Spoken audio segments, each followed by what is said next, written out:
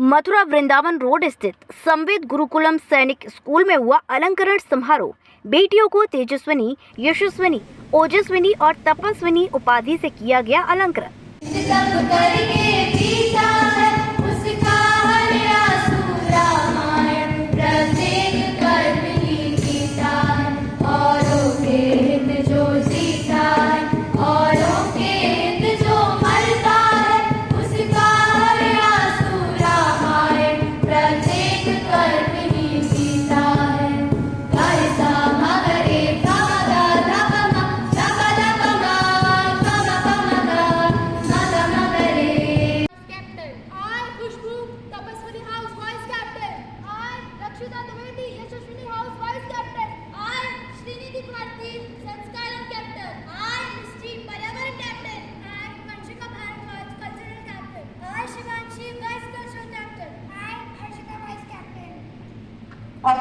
संवेद गुरुकुलम बालिका सैनिक स्कूल वात्सल्य ग्राम में अलंकरण समारोह का आयोजन किया गया, जिसमें विद्यालय की सैन्य छात्राओं को अनेक उपाधियों से अलंकृत किया गया।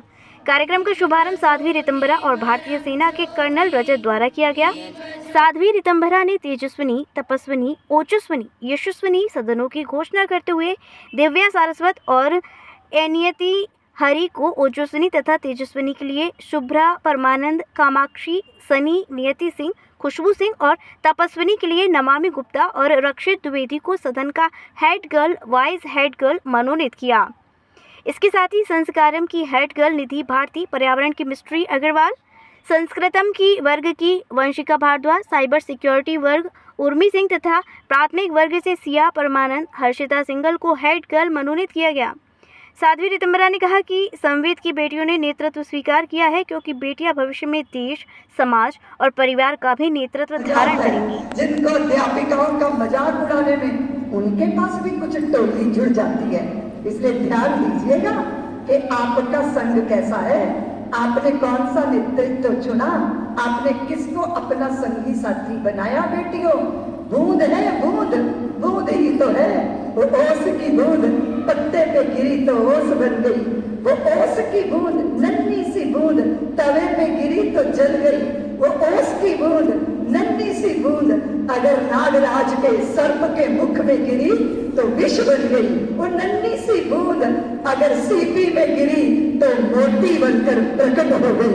बूंद तो बूंद है, लेकिन संग कैसा है उस पे हमारे जीवन पर प्रभाव पड़ता है, तो हमें देखना है।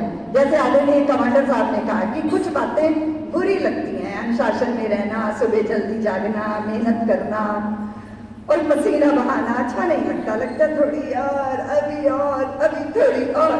लेकिन ये जितना भी आपका अध्ययन अध्यापन का समय है, ये विश्राम का नहीं है, ये टूट के जूझने का है, ये जूझ के जीने का है, ये स्वयं को निखारने का है, ये अपने अनगढ़ पत्थर में से अद्भुत मूर्ति को तलाश लेने का है। तो आप अपने भीतर के व्यक्तित्व को निखारें, इसके लिए आपको संविद का आंगन और प्रांगण मिला है। मैं सोचती हूँ कि अभी मुझे पत्रकार बंधु कह रहे थे तो आपको कैसा लग रहा है, तो मैंने कहा मेरी सारी पुत्रियों को जब मैं देखती हूँ तो मुझे उनमें भगवती का दर्शन होता है, मुझे त्रिपुर सुंदरी का दर्शन होता है। मुझे लगता है कोई बेटी आज बेटी है, कल भगनी बनेगी, किसी की प्रेमिका बनेगी, किसी की पत्नी बनेगी, सहधर्मणी बनेगी, सहयोगिनी बनेगी। अगर उसके हृदय में आनंद की लहर है, क्या है आनंद की आनंद लहरी, अगर भगवान के थाल को, मुस्कुराते चेहरों को या रुदन करती सूरतों को जहां भी वो देखते हैं, वो भगवान की सौंदर्य का दर्शन करते हैं। कैसे होता है? नजर बदल गई तो नजारे बदल गए, किश्ती का रुख बदला तो किनारे बदल गए। विद्यालय आपको दृष्टि देता है, सोचने, समझने, देखने की दृष्टि। अभावों को मत देखो, जो प्राप्त है उसे देखो। और दूसरा, आज आपको कमांडर साहब ने बहुत सूत्र दिए, मैं आपको समानुभूति का सूत्र देना चाहती हूँ। सहानुभूति नहीं होती है कि उस उत्साह को दुगना करें, नहीं तो कभी कभी बड़े अपनी फ्रस्ट्रेशन से इतने ग्रस्त होते हैं कि वो बच्चों के उत्साह पे पानी फेर देते हैं। इसलिए अगर आप बचपन को देखोगे, वो उम्मीदों से भरा होता है, उमंग से भरा होता है, उत्साह से भरा होता है और वो निर्भोज होता है। इसलिए उसके लिए अगर सहमति का वातावरण बने, मिले, माहौल मिले, तो वो उसके हृदय की जो उत्साह की चिंगारी है वो ज्वाला बन जाती है। और आपको पता है कि ज्वाला जो है ना, वो सारे कचरे को जला के भस्म कर देती है। तो हमारे हृदय के विकारों को भी हमारे उत्साह की ज्वाला जो है वो भस्म कर देती है, और हम नई तरंग और आनंद लहरी के साथ अपने जीवन को जीते हैं।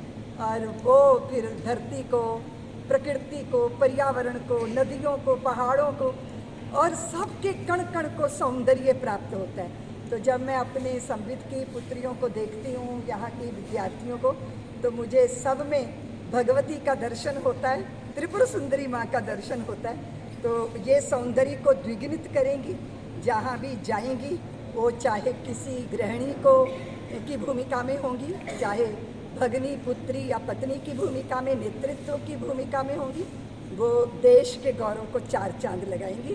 वो शक्ति स्वरूपा हैं, उनको शक्ति की पहचान होनी चाहिए।